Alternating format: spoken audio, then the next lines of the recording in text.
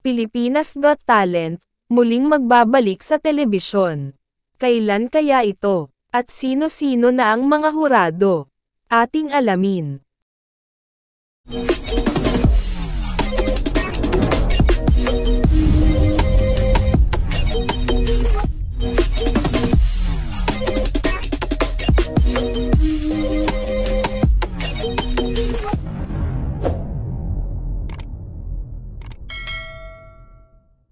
Magbabalik na ang talent reality show na Pilipinas Got Talent, para sa ika-7th season nito.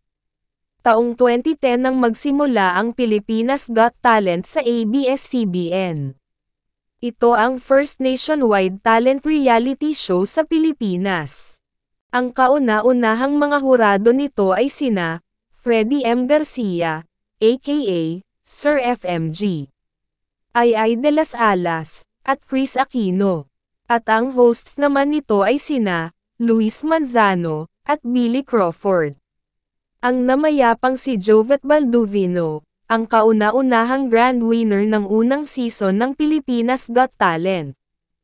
Nanatiling mga hurado sina Sir FMG, Ay, at Chris, hanggang sa ika-4 na season ng talent reality show.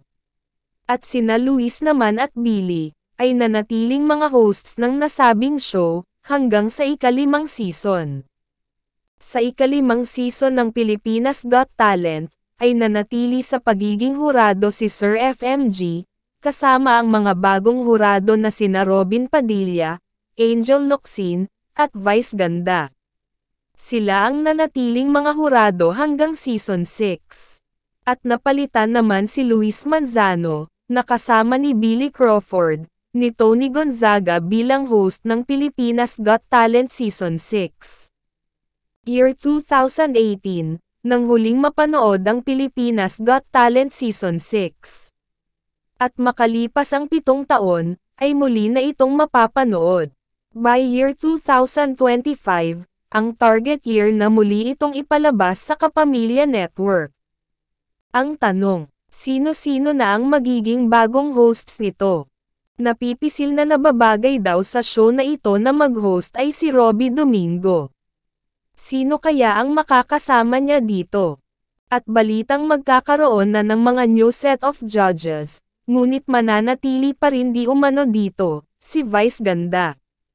Usap-usapan, na makakasama niya na maghurado sina Judy Ann Santos, Enrique Hill, at Sara Geronimo. May mga chismis din na sina Vice Ganda, Sara Geronimo, Daniel Padilla, at Maha Salvador.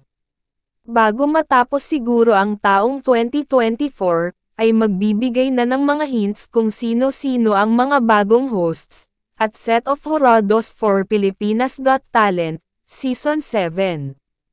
Iyan ang sabay-sabay nating aabangan. Ano ang masasabi nyo dito mga ka-chismokes? Just comment down below. Please don't forget to click like and subscribe, para updated kayo sa mga showbiz at entertainment happenings.